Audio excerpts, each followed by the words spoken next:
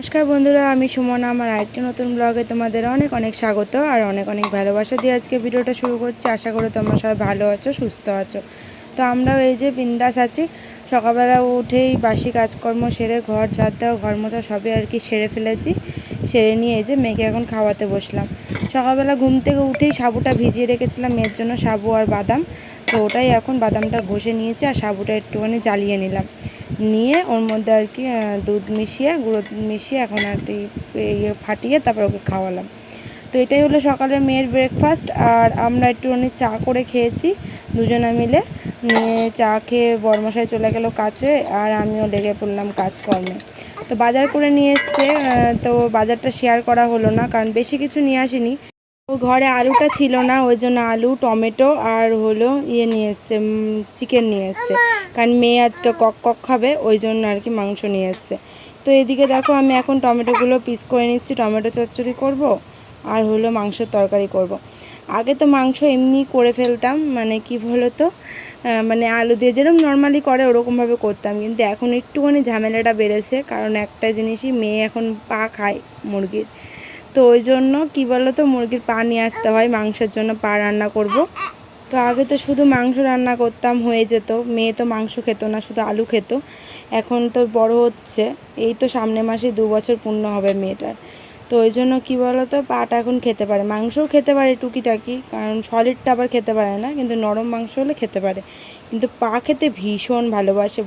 কি বলবো তোমাদের, পুরো একদম ওপরটা পুরো পরিষ্কার করে খেয়ে নেবে, মানে হাড়গুড্ডিও চিবি চিবি মানে ফেলে দেয়, মানে এরকমভাবে খায়। ওই জন্য ওর পা খাওয়া দেখে ভীষণ ভালো লাগে, ওই জন্য ওর বাবা পা নিয়ে আসে কিনে।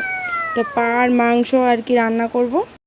তো মেয়েকে নিয়ে বসে ভয়েস ওভার দিচ্ছে, হয়তো তোমরা মেয়ের একটু আওয়াজ পেতে পারো, ওই যে চিৎকার করছে, কী আর করা যাবে বলো।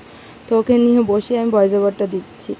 আর আমার সবসময় দেখো না, ভিডিও যখনই ভয়েস ওভার দিই তোমরা মেশিন ঘরের আওয়াজ পাও, কি বলো তো, আমার পেছনেই আর কি মেশিন ঘর, ওই কারণের জন্য। আর আজকে হলো মেশিন ঘর বন্ধ রয়েছে, ওই জন্য কি বলো তো, আমার ভয়েস ওভারটা দিতেও আর কি সুবিধা হচ্ছে। নাহলে অন্য দিন এত মেশিন চলে, মানে কি আর বলবো। মেশিন তো ওদের চালাতেই হবে, ওটাই তো ওদের কাজ, ওটাই ওদের কর্ম, তাই না বলো। ওটা আবার না করা যায় বলো। তো যাই হোক, ওরা ওদের মতন কাজ করছে আর আমার ঘরে ভীষণ আওয়াজ হয়, ওই কারণে যখনই ভয়েস ওভার দিতে বসে ওই আওয়াজ পাও। এই জন্য এখন দেখছি বন্ধ রয়েছে, একদিকে ভালো হয়েছে, ভয়েস ওভার দিতে আমার সুবিধা হচ্ছে একটু। তোমরা একটু শুধু আওয়াজ পেতে পারো কিসের, পাখার আর হলো মেয়ের, তাছাড়া কিন্তু ওই ঘ্যান ঘ্যান ঘ্যান ঘ্যান ঘ্যার ঘ্যার ঘ্যার কোনো আওয়াজ পেতো না। তো যাই হোক, ওদিকে মাংস ম্যারিনেট করে রেখে দিলাম। তো এমনি ভিডিওই শেয়ার করে গেলাম, ভয়েস ওভারে দিয়ে গেলাম, সামনে এসে আর কথা বলা হয়নি। অনেকটা কাজ এগিয়ে নিলাম, টুকিটাই কাজ সবই হয়ে গেছে। মেয়েকে এখন স্নান করাবো আর মাংসটা কষাতে বসিয়েছি। এই যে ম্যারিনেট করে রেখে কাজগুলো সেরে নিয়েছি, ঠিক আছে।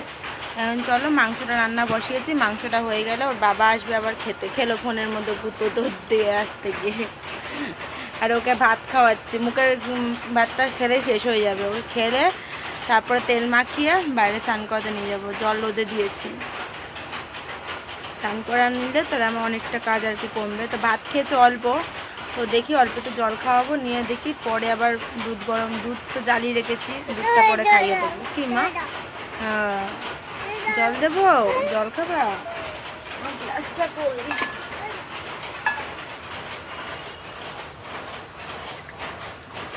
না, খাবো।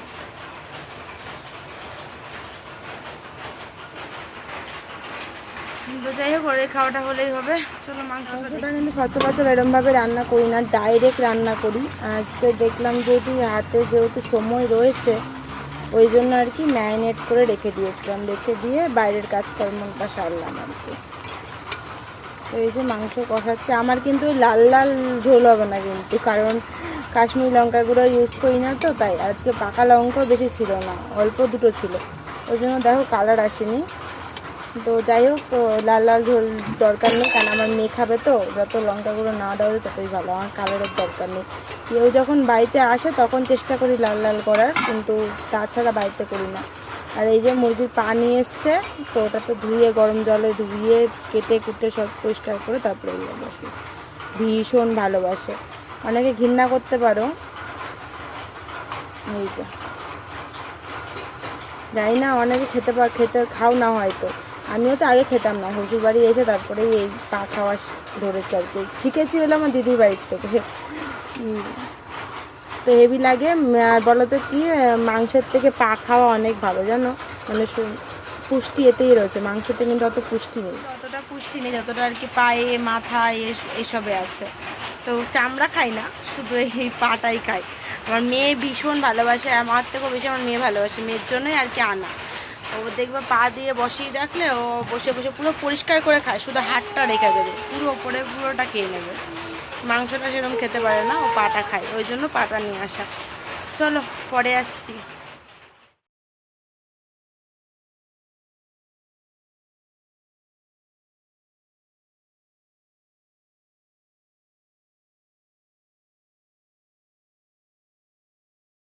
মেয়েকে তো সকালবেলা আলু চচ্চড়ি দিয়ে কটা ভাত খাইয়ে দিয়েছি, আর আমার এদিকে কিন্তু রান্না বান্না সব কাজকর্ম হয়ে গেছে। আর এদিকে দেখো মেয়েকেও ঘুম পাড়িয়ে দিয়েছে, ও ঘুমিয়ে গেছে, ওই জন্য আর কি কথা বলছি না, এখানে ভয়েস ওভারটা দিয়ে দিচ্ছি, কারণ একটু যদি আওয়াজ পায় না উঠে পড়বে। আমি অনেকটা আস্তে আস্তে এখন কাজ করব কিছু। এই যে যেরকম দেখো ফ্রিজে যে 3টে বোতল রাখি, 3টে বোতলই একসাথে ফাঁকা হয়ে গেছে। একটা বোতলে অল্প একটু জল ছিল, আমি মাত্র খেয়ে নিলাম, তাই ফাঁকা হয়ে গেছে। তো এগুলো এখন ভরবো, ভরে নিয়ে আবার ফ্রিজে রেখে দেবো। জল ছিল না বলে ফ্রিজে রাখতে পারছিলাম না জল ভরে।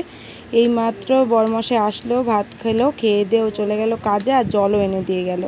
ওই জন্য ভাবলাম যে এখন সব যেহেতু কাজকর্ম আমার শেষ হয়ে গেছে করা, তো এখন এই জলগুলো ঢেলে রাখি, তারপর একটুখানি মেয়ের পাশে ভাবছি একটু শুয়ে থাকবো। শরীরটা ভালো লাগছে না, শরীর কী ভালো লাগে না বলতো, এমনি শরীর তো সবসময় ভালোই থাকে, কিন্তু এই যে গরম যখন লাগে না তখন অস্বস্তিকর লাগে। স্নান করলেও মনে হয় কি, মানে স্নান করেও কোনো আরাম নেই। আপাতত কোনো কাজ নেই, এই জলটা শুধু একটু ফ্রিজে ভরে রাখবো, নিয়ে ওই যে বললাম মেয়ের পাশে একটু শুয়ে থাকবো, একটু ফোন দেখবো, এটাই আমার কাজ। তো দেখি, হ্যাঁ তারপরে বরমশাই আসুক। বরমশাই তো আজকে হাটে গেছে, তোমাদের অন্যদিন দেখাবো কোনি হাটের দোকান। তো আজকে আর যাবো না, এই গরমের মধ্যে মেয়ে নিয়ে যাওয়া খুব কষ্ট। দাঁড়া আমি বের করছি, এইভাবে না এইভাবে না এইভাবে না, দেখো তো, দাঁড়াও দাঁড়াও দাঁড়াও দাঁড়াও। আচ্ছা চলো চলো চলো, আমরা দই খাবো। কে খাবে? শোনো শোনো, দই কে খাবে? এই শোনো, এখন ডাকো, আমি পরে দেখবো কোন পছন্দ করে। তো বরমাসের কাছ থেকে মাত্র আসলো হাটের থেকে, তো কুর্তি নেবো বলেছিলাম, মেজরা বলেছিলাম নতুন কুর্তি ঢুকেছে, বরমাসের দোকানটা তোমাদের দেখাবো কোন। তো যাই হোক, যে কুর্তিগুলো নিয়ে এসছে ওখান থেকেই নেবো দুটো কুর্তি। বরমাসা বলছে একটা নিতে, আমি তো দুইখানা নেবো বলে বসে খেলা করছে। ও ভাবছে ওর জামা ও শোনো শোনো, এটা মার জামা, মার মার মার। আরো কান্না করবে, তুমি কেন বলছো? ও হ্যাঁ তোমার, এগুলো তোমার নতুন জামা, নেকে দেবো এখন। হ্যাঁ মানিয়ে নেবে, নেকে দাও নেকে দাও, লুকিয়ে নেকে দাও, তাতি নেকে দাও, যাও তো নেকে দিয়ে দাও, নেকে দেবো নেকে দিয়ে বলি যে আমার তাহলেই হলো। ভাবো তো কি করবা? এই তুই আমার পেট থেকে বেরিয়েছিস তো, কেঁদে দিছে গো, জল বেরিয়ে গেছে। হ্যাঁ তাহলে আমার সাথে এত হিংসা করিস কেন? দেখছো আমাকে হিংসা করে, আমি যে আমার জন্য জিনিস নিচ্ছে কেন, দিতই না আমাকে কিচ্ছু। এখন ঢুকায় রাখো ওর মধ্যে, কাঁদিও না ব্যাং, বলছি ঢুকিয়ে রাখো ব্যাং, দিলাম তো, এখন ঢুকিয়ে রাখো, কাঁদিয়ে লাভ আছে, কেটে দিচ্ছে। হয়েছে না, সব খুলছে। আমার সুন্দর মা, সুন্দর তাই সুন্দর। কে পড়বে? কে পড়বে এটা? ও পড়বে, কেটে 3টে জামা হয়ে যাবে। 3টে না হলে 2টো তো হবে।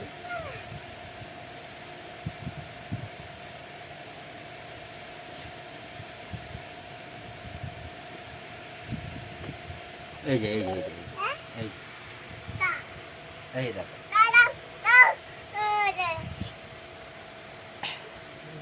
বুড়ি এত বড় জামা কে পরে?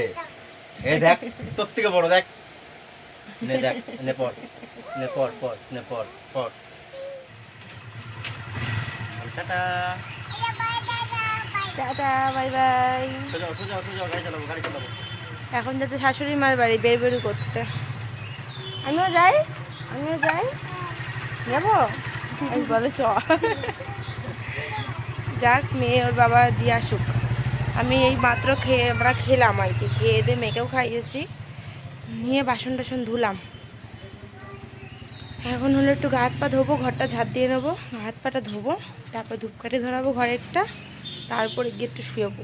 ভালো লাগছে না, বিশাল গরম লাগছে, পাখা চালিয়ে একটু ঘুমবো। একজন বলছো ঘরের মধ্যে কোনো ঠাকুর নেই, এটা আবার কি ঘর?